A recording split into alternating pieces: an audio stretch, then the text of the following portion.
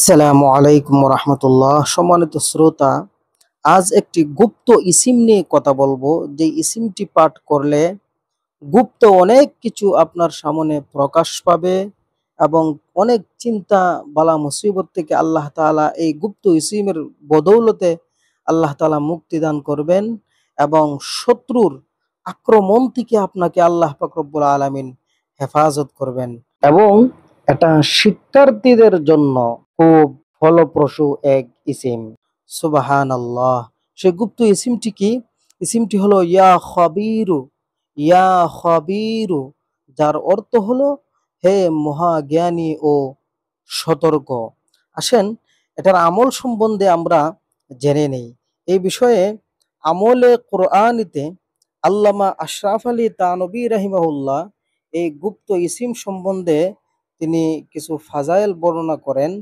সেই ফাজাইলগুলো হলো যে আল্লামা আশরাফ আলী তানবী বলেন, এই ইসিমগুলো যে ৭ দিন বেশি পরিমাণে পড়ে অনেক গুপ্ত কথা তার কাছে প্রকাশিত হয়ে থাকে এবং অত্যাচারীর কবলে পতিত হলে আল্লাহ তাআলা ইসিমের বদৌলতে মুক্তি দেয়।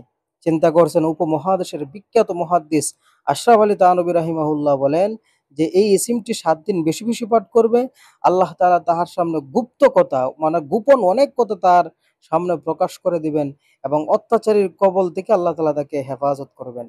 ২ নম্বর হলো যে সব সময় নিয়মিতভাবে এই সিমটি জিকির করলে তার যাবতীয় খারাপ চিন্তা ভাবনা দূর হয়। খারাপ চিন্তা ভাবনার কারণে আমাদের স্বাভাবিক ঘুম হয় না। কিন্তু আরো অনেক সমস্যা হয় শরীরের মধ্যে। এই সিমটি পাঠ করলে আল্লাহ তাআলা ইহা থেকে মুক্তি দান করবেন। ২ নম্বর, যে ব্যক্তির নফস খুব প্রবল এবং তার নিয়ন্ত্রণে থাকে না, সে এই ইসিম পাঠ করলে নফস তার অধীনে থাকবে।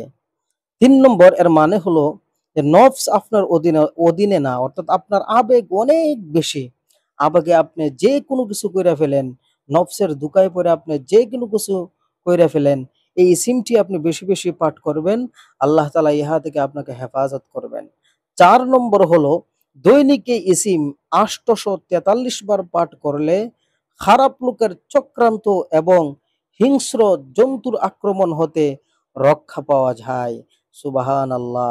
এই কথাগুলো কিন্তু আশরাফ আলী থানভী রাহিমাহুল্লাহ বলেন।